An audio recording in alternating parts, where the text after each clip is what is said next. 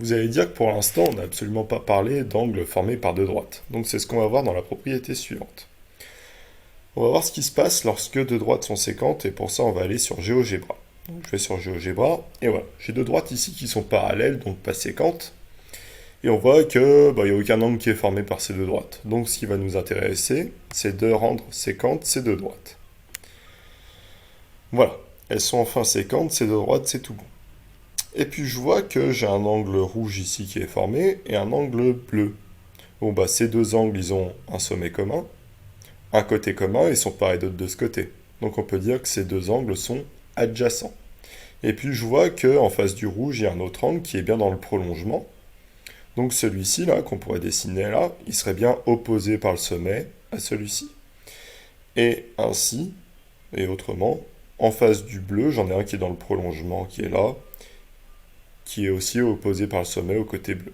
Donc on voit qu'il y a création d'angles qui sont opposés par le sommet et d'angles qui sont adjacents. Bon, pour l'instant, on n'a pas vraiment de propriété, on sait juste qu'il y a des angles opposés par le sommet qui sont créés et des angles adjacents. On va donc reprendre GeoGebra pour voir un peu la mesure de ces angles-là. Donc je reprends GeoGebra. Cette fois-ci, j'ai bien dessiné tous les angles. Je vois que ceux en rouge sont opposés par le sommet, ceux en bleu sont opposés par le sommet également. Et un rouge et un bleu sont adjacents. Ok. Donc je vais regarder la mesure de ce bleu-là. Attention, hop. Donc on va afficher l'étiquette, ça me donne une mesure de 146,61 degrés.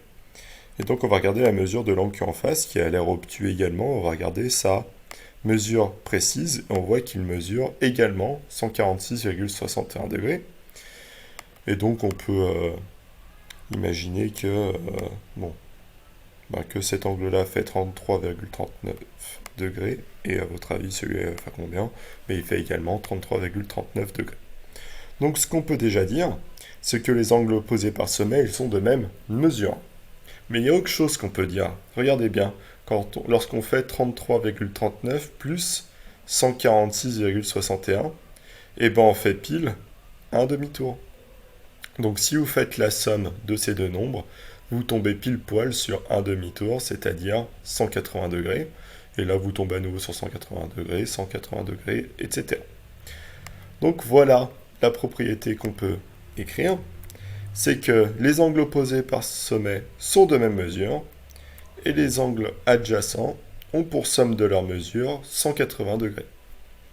Et donc ça va être important. On va pouvoir reprendre le dessin que je vous ai distribué, et vous allez pouvoir déjà dessiner les quatre angles en utilisant le code couleur qu'il y a là.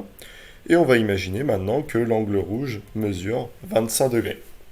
Bon, ce qu'on peut déjà en déduire de ces propriétés qu'il y a au-dessus, c'est que l'angle qui est opposé par le sommet, c'est-à-dire que l'autre angle rouge, il a de même mesure, donc il fait aussi 25 degrés. Et pour trouver l'angle bleu, c'est facile. On sait que la somme des mesures des angles fait 180 degrés, donc il manque 180 degrés moins 25 degrés qui me donne 155 degrés. Et vu que celui-là est opposé par le sommet, il fait aussi 155 degrés. Et donc voilà ce qu'on a à recopier, et voilà ce qu'il y a à retenir, surtout pour les prochaines fois.